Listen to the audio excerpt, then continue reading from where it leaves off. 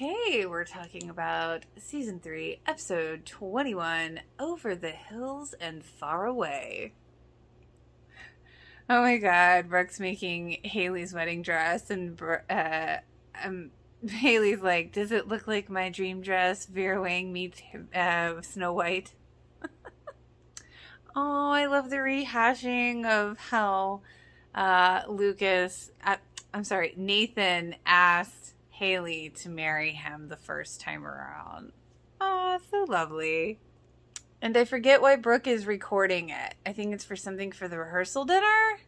Okay, you can definitely tell that Rachel doesn't like to be told no. I mean, Deb is sitting here saying, yes, he told me he slept with you after he knew how old you were. And he also said it was a terrible mistake. This isn't going to work. And if you really thought that it was going to work, you wouldn't have lied. And Rachel's still like, just tell him I stopped by. Oh, she's obsessed. Wow, I forgot how bad that first dress that Brooke made was. Yikes. Way to misdirect there, Jake. Like, hey, you can't just fly into town and get in my head and ask me to marry you. Why not? Because I might just say yes. Oh my god, Nathan's all like, maybe you should wear it because she's your maid of honor and you did ask her to make the dress. And besides, it doesn't matter what you wear. My girl's gonna look beautiful, except maybe in this. Okay, so I'm like, wait, is Peyton in Atlanta with Jake? But now we see her car breaking down, and then the guy that was in the tutor center the day of the shooting, like, he's like, how's your leg? And then, like, okay, I'm kind of confused right now. And then she had, like, called Nathan to come pick her up because, you know, her car's got to be towed. And, you know, I'm confused.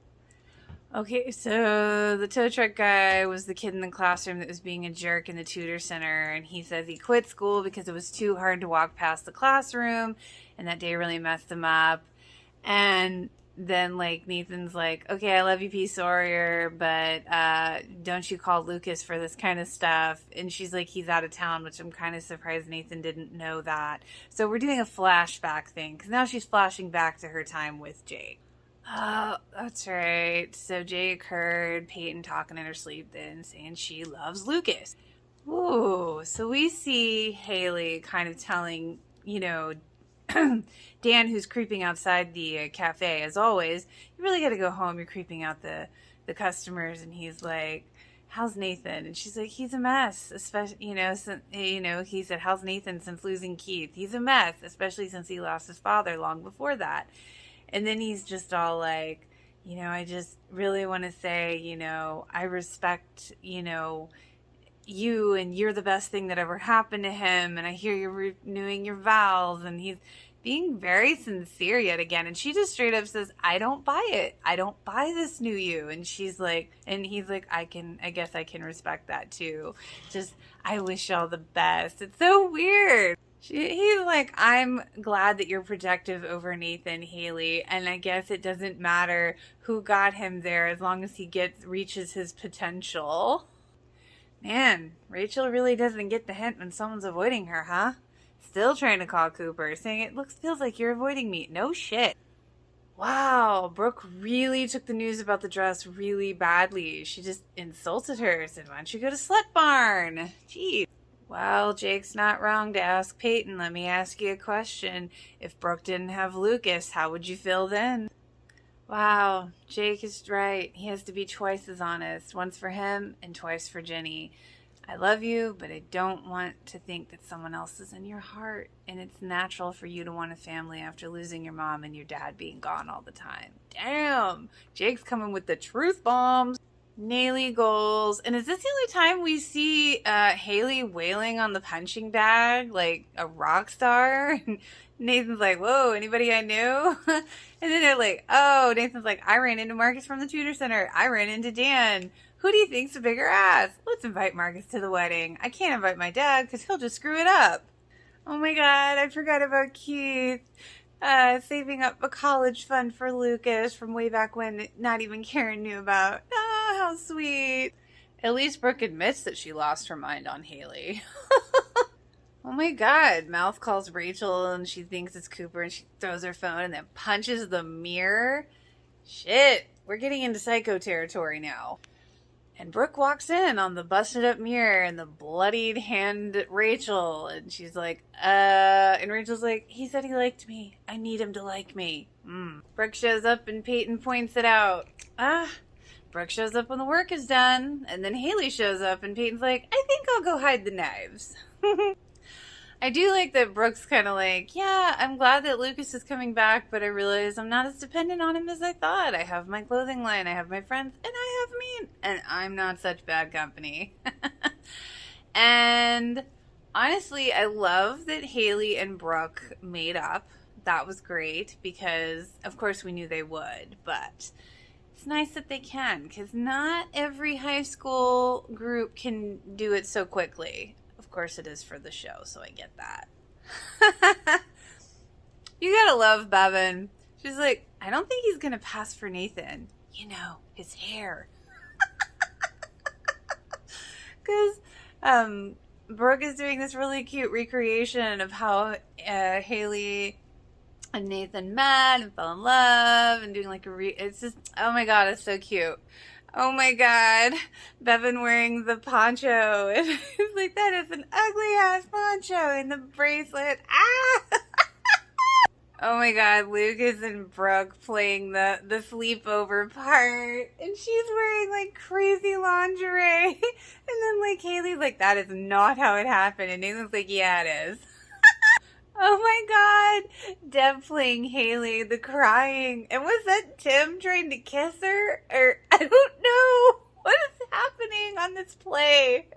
Oh my god, getting Nathan to play himself, and then Gigi's playing Haley, and she just completely just goes and kisses Nathan instead of reading her lines. And then Gigi's like, oops, we better start over. And Haley's like, you come back down here, Nathan.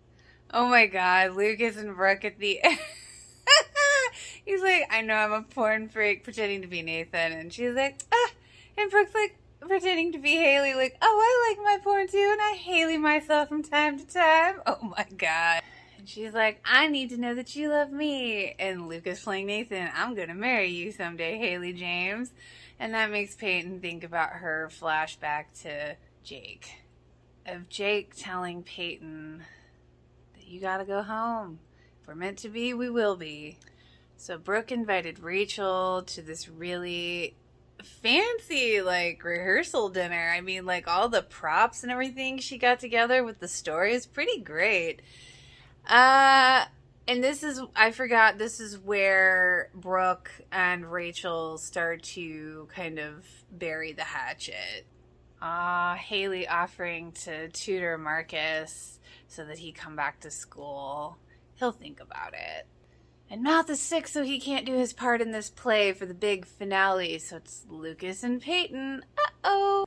Oh my god, it's the proposal. Lucas and Peyton.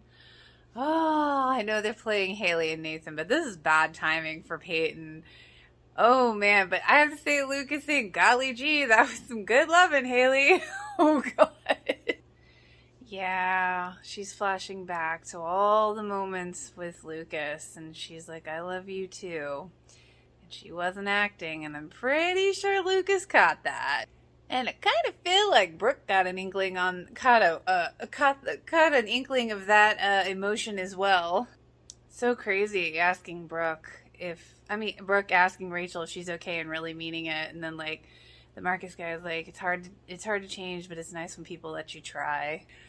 Okay, did anybody else get a little emotional when Haley went and invited Dan to the wedding? Like, oh god, Paul is such a great actor, because like, I really felt his emotion. He's like, thank you. Just like, oh my god. Oh, the bedspread that was originally Karen's dress, and then, oh, that's right, Brooke made Haley's dress from the bedspread that was originally Karen's dress. Aww. Oh, I forgot this is when Peyton straight up tells Brooke, hey, I think I still have feelings for Lucas. So I guess Brooke didn't catch that moment. I thought she caught earlier. Okay. I have to say, for the podcast, they're saying how the skits felt unbearable to watch. I honestly always felt like the skits were supposed to feel that way.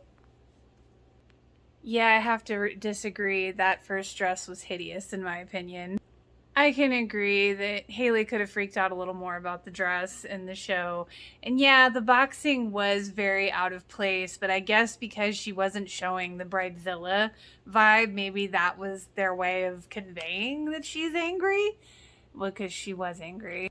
What makes that scene even weirder is because when Nathan walks in, it's so natural. He acts like this is a normal occurrence. Like, oh, who made you mad? But yeah, I can definitely agree. I could have totally seen Brooke boxing. I guess they're right. This episode did feel like it had more filler in it. Yeah, I have to agree. Recap clips episodes are kind of annoying. This is true. The writers, I guess, did have to pivot since Jake was leaving and really bring into the whole Peyton's in love with Lucas forever. You know, I guess I have to agree with Hillary on Peyton being mentally, like, insane. Like, she's just mentally, she's messed up because of everything she's been through, which it honestly makes sense with her character. Never watched Love Island. I'm not a big reality show fan myself. There's a couple that I watch, but I don't watch like a lot of the mainstream ones. But yeah, it's funny to hear her say how, you know, Peyton going to Brooke first and telling her about her feelings for Lucas. Peyton going to Brooke, and like that is respectful, but it was still kind of hard to watch. Haley does drive. We just don't see her driving until later. And yes, we must give more props to Haley for being able to go to Dan's door, scary Dan, and just be like, you're invited. You're an ass. I don't like you. But doing that maturity thing, that was huge.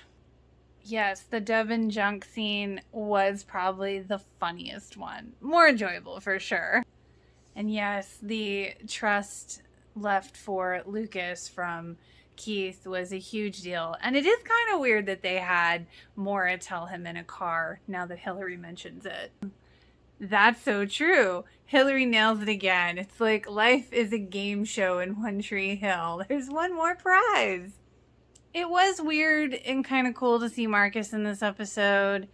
But it always feels a little out of place to me because he's just kind of like plopped there. It felt more like a device to get us to see Peyton's, like, you know, memories. And it's so different because Marcus is so different than the last time we saw him. It's like a 180 on his personality. So I guess that always threw me. It's cool to see him, but it just always throws me. And they are right. The timing is very off with, you know, Brooke doing all of these things and making the first dress and making the second dress all in the same day, even though she did all these other things in that same day. Very odd. I feel like Joy has some of the best stories. I can't believe she had a friend who, when she was getting married, someone put a candle on the back of a toilet and then her dress caught on fire and she had to get married in the dress that, like, got burned. Like, that's awful. And here comes Sophia with her friend getting married and a gorgeous, enviable dress and just having her bridesmaids go to town and cut it into a mini dress so she can dance. That's not something you hear about every day. Oh, wow. I do love that Sophia was able to work with a designer and make the dress that her character Brooke wore on the show when she got married. That's pretty cool. And of course, Hillary had a tattoo artist at her wedding. I love that her husband and Jensen and all the guys have the same tattoo. And like wow. I totally love that Hillary can drive the RV and then getting picked up in their robes by with the Uber drivers to go to the city. Does not surprise me that Joy is a knitter, and it definitely doesn't surprise me that Hillary likes taxidermy. Hillary makes hobgoblin demon dolls that dogs eat. And let's see, Sophia seems crafty with a penchant for taxidermy bugs. And of course, Sophia likes to design dream houses on Pinterest. That's her drug. Oh no, Joy locked her keys in her car when her kid was in the car as a baby. Oh dear, scary. And fortunately, the fire department was close and all was well. And Sophia does make a good point. They do have that storyline coming up way later in the show, locking a baby in the car by accident. So that one was a tough one. I remember that one too. But Hillary does not. It would be interesting to see her reaction to that one. But that is my thoughts on this episode's podcast. I hope y'all enjoyed. If you did, feel free to like and subscribe. I'll see you next week.